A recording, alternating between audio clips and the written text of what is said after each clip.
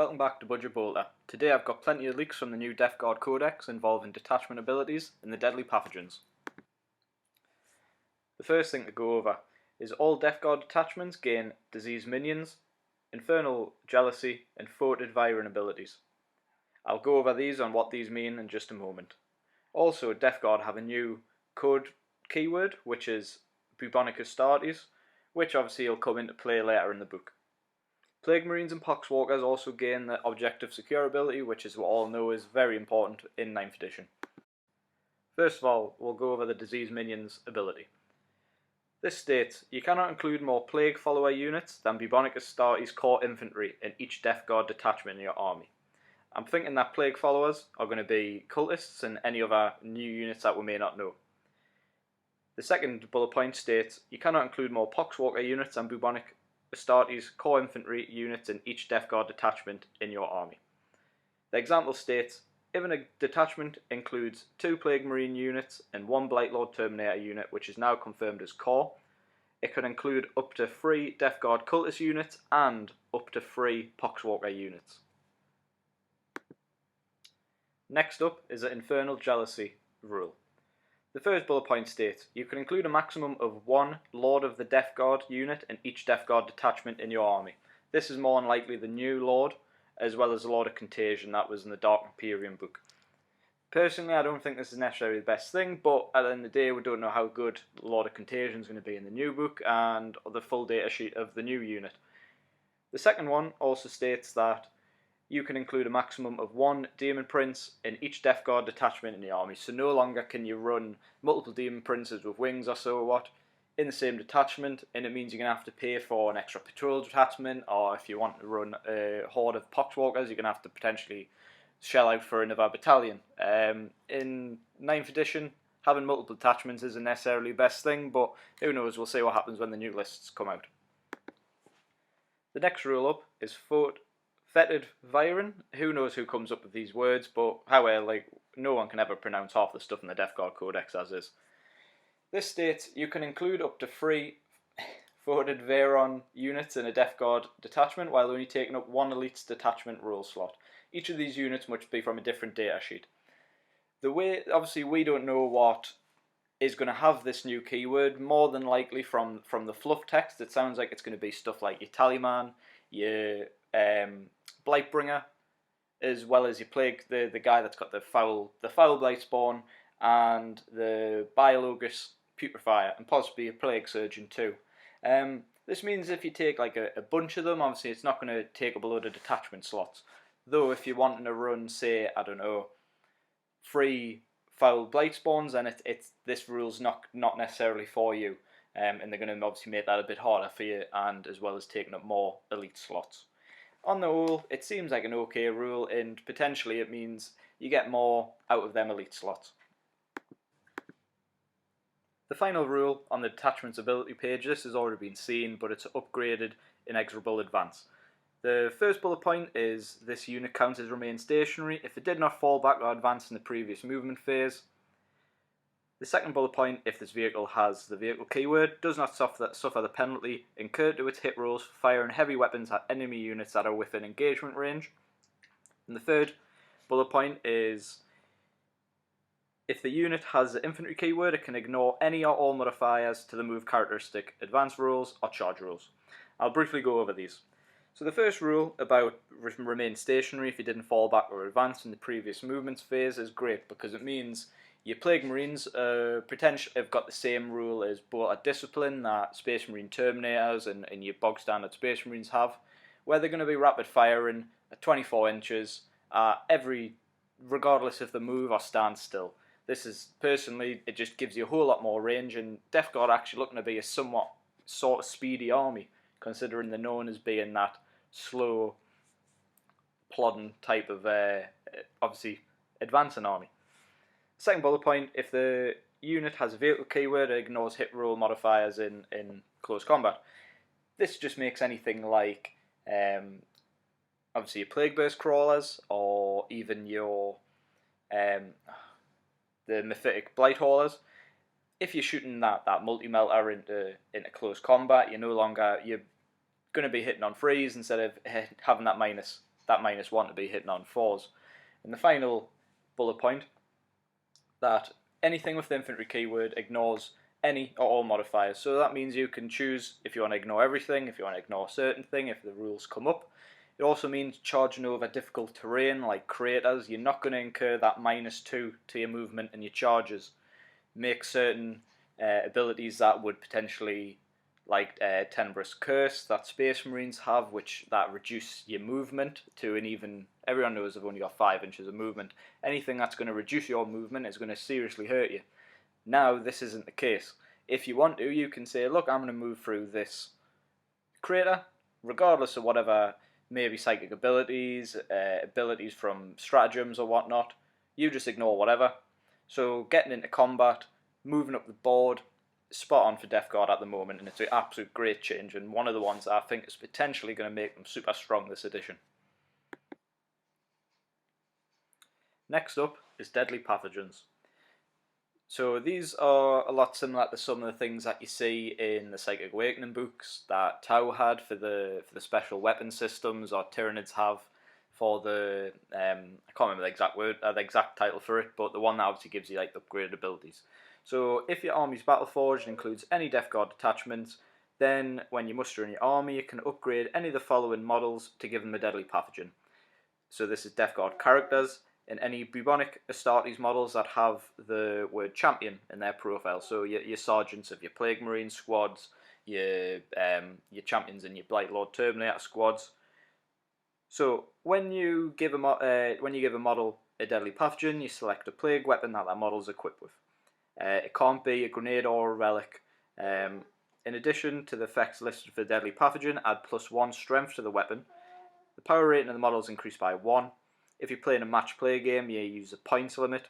The points are available on the FAQ if you want to have a look, but they're generally between 10 to 20 points for each one. Named characters can't be given Deadly Pathogens. Each model can only have one. An army can't include the same Deadly Pathogen more than once, so you can potentially take all of them if you'd like, though you can't double up or triple up or give all of your Plague Marine squads like the same Deadly Pathogen.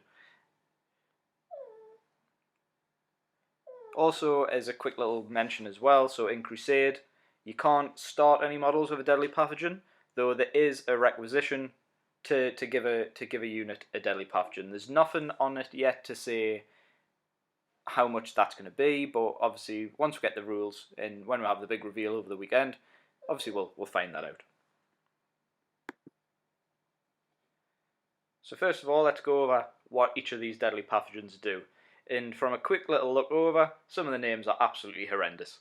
So the first one, which to me it looks like it says Acidic Malady, so all the neckbeards will be loving that. Quite simply, proves armor penetration characteristic of this weapon by 1. Pretty solid. You give it a certain weapons like your Blight Launchers or your Plague Spears, with that +1 strength, could be pretty tasty. Next of all, Explosive Outbreak, which sounds like having a pretty bad curry and it's the day after. So each time an attack is made with this weapon, an unmodified hit roll of 6 scores an additional hit. This isn't cumulative with the Toll Keeper ability. So potentially this, I'm presuming it's going to be something that Tallyman can do, though we don't have any details on what that is. Pretty good with items such as like Flamers or anything that's got a high amount of attacks, but who knows, could be half decent. Next up we've got Virulent Fever, which states each time an attack's made with this weapon, an unmodified wound roll of a 6 inflicts 1 mortal wound in the target in addition to any normal damage. This is obviously going to be best with your high hit weapons such as your Flamers. Potentially, depending on how the wording is on the new data sheet, the new Death Shroud Terminators with the Plague Spear Gauntlets, if they're a 2d6, if you roll hot, you potentially maybe get 10-12 hits, and you get to go fish for 6s to pick up mortal wounds, but really it's not going to be a massive game changer, and I believe it's only 10-15 points or so potentially it might be okay. Next up is possibly my favourite named one, which is Befoul and Runoff. Again, toilet jokes all over. This is stated as, each time attack's made with this weapon, the target does not receive the benefits of cover against this attack. Pretty good against, obviously, tough Space Marines or whatnot, taking cover stuff like Eliminators, Infiltrators, anything with camo cloaks, potentially Elder Dark Reapers might be back in the meta with the changes to Fire and Fade, being able to jump back into Wave Serpents, or potentially not. Again, this is one of these things where it's nice, not necessarily game changing. Next up, Unstable Sickness. Each time, nice and easy to say this one. Each time attack's made with his weapon, if any enemy models are destroyed by the attack, roll a d6. On a 4+, that model's unit suffers 1 mortal wound up to a maximum of 3 mortal wounds per turn. The bearer cannot be selected for the... Can't really read the writing here, but it is it's a stratagem that's in the book that we haven't seen yet. This one is probably the best one that I've seen so far. Obviously, they've been capping a lot of these mortal wound abilities, such as the Salamanders one with the Flamers, and the Necron ones, where they're getting mortal wounds on 4+, I believe. Pretty solid, this one though. Next up is Corrosive Filth. This states each time an attack is made with the weapon against a vehicle unit, add 1 to the damage characteristic of this attack. Again, if this was something that could buff units, it would make things like bolters pretty decent against, obviously, lighter vehicles and whatnot. Again, it works on stuff where you've got a multitude of attacks, so potentially, I don't know, like the Flail of Corruption, or obviously, again, as I mentioned a lot, is your Flamers. It's not bad. It is 20 points, which is quite expensive when you compare it to the points of some of the other ones, though. Again, if you got them spare at the end, it's not a bad little buff. And last up is Viscous Death. Not necessarily the easiest things to read these, especially after reading a couple of them, because look, they just make your brain just go out in loops. So this states as, each time you roll to determine the number of attacks with this weapon, you can re-roll a result. So again, this works best on anything where you're like a flamer or something along them lines. A lot of these abilities seem the best to work with flamers and stuff. You could try this on the new Lord, because he's not a named character, and he's got a 2d6 flamer. But potentially some of the other options may be better in that sense though. So finally, the last leaks that I have here, these ones I would take with a grain of salt. There's no physical evidence of these, but the person that's leaked the previous ones has also brought these out. So the first one is Poxwalkers. Well, we know what their data sheet stats are, but their new special rules, apparently they get +1 to hit in units of 10 or more, which would put them up to a weapon skill 3+ if they're in a group of 3 or more. The weapon, they've now got the Plague Weapon rule, which is great for them, in that they're still immune to morale. Again, take this all with a grain of salt. So, adding to that, Typhus has had his buff to Poxwalkers, which give them +1 weapon skill, +1 strength within 6 inches. This is obviously a bit different. That Poxwalkers have got that +1 toughness, like just baked into the data sheet now. So, but potentially if there's 10 of them, and then the next to Typhus, you've got these Poxwalkers, 2 attacks each, hitting on 2+ with plague weapons. So at 5 points a model, I'm starting to think that this might be too good to be true.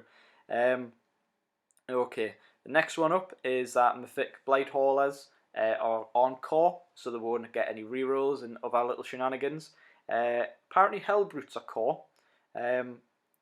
Lord of Contagion does not reroll ones, like other kind of lords and that, so that might just be stuck on Mortarion.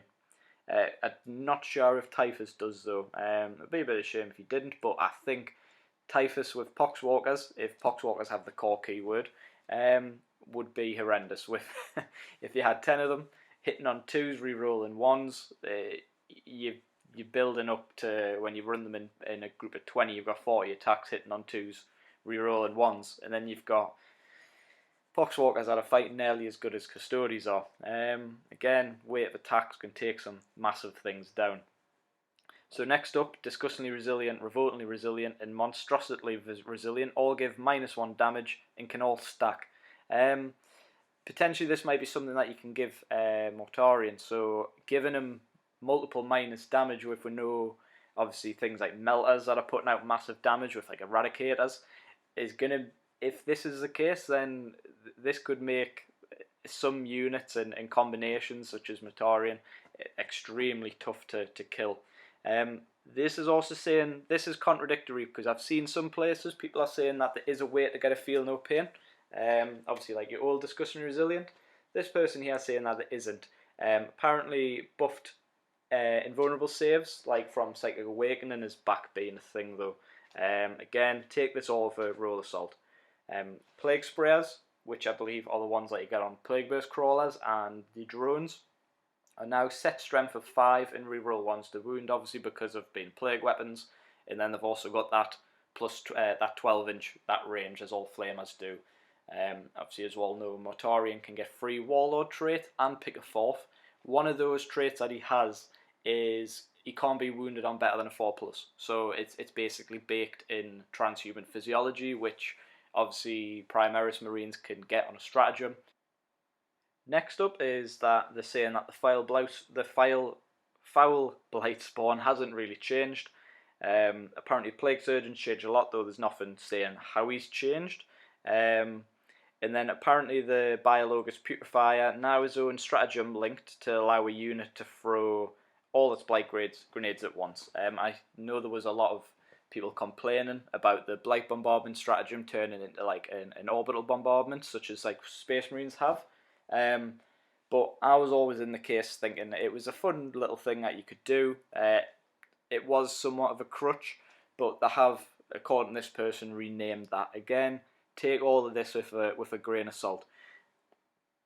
The new Lord has the exact same stat line of a Lord of Contagion, though he does have that Plague Spewer, a Power Fist that has a Plague Weapon, and his special rules have been previewed.